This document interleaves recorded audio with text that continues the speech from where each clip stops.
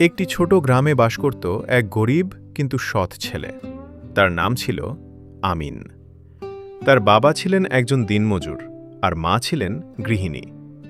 সংসারে অভাব ছিল, কিন্তু তাদের মনে ছিল আল্লাহর প্রতি অগাধ বিশ্বাস। প্রতিদিন ভোরে আমিন ফজরের নামাজ আদায় করত, তারপর মায়ের পাশে বসে কুরআন তেলাওয়াত করত। তার মা প্রায়ই বলতেন, বাবা সব সময় সত্য কথা বলবে, মিথ্যা মানুষকে ধ্বংস করে দেয়, আর আল্লাহ সব কিছু দেখেন। আমিন তার মায়ের এই কথা হৃদয়ে গেঁথে নিয়েছিল।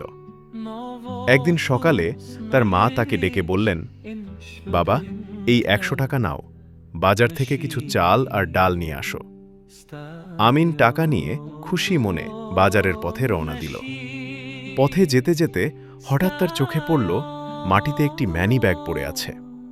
সে সেটি তুলে দেখল, ভিতরে অনেক টাকা। তার মনে এক মুহূর্তের জন্য লোভ জাগল, এই টাকা দিয়ে তো আমাদের অনেক কষ্ট দূর হতে পারে। কিন্তু ঠিক তখনই তার মায়ের কণ্ঠ যেন কানে ভেসে এলো, আল্লাহ সব দেখেন। আমিন থেমে গেল। তার মনে শুরু হলো এক অদ্ভুত দ্বন্দ্ব। একটা কণ্ঠ বলছে, টাকাটা রেখে দাও, আরেকটা কণ্ঠ বলছে, এটা তোমার না, ফিরিয়ে দাও।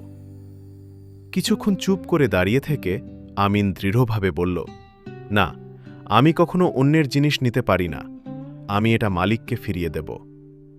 সে দ্রুত বাজারের দিকে গেল আর সবার কাছে জিজ্ঞেস করতে লাগল, এই ম্যানি ব্যাগ কারো হারিয়েছে কি? হঠাৎ এক বৃদ্ধ লোক দৌড়ে এসে বললেন, বাবা এটা আমার, আমি অনেক খুঁজছিলাম। আমিন হাসি মুখে ম্যানি ব্যাগটি তার হাতে তুলে দিল। বৃদ্ধ লোকটির চোখে পানি চলে এলো। তিনি বললেন, তুমি খুব সৎ ছেলে, আল্লাহ তোমাকে উত্তম প্রতিদান দিন। তিনি আমিনকে কিছু টাকা পুরস্কার দিতে চাইলেন, কিন্তু আমিন বিনয়ের সাথে বলল, না চাচা, আমি শুধু আমার দায়িত্ব পালন করেছি।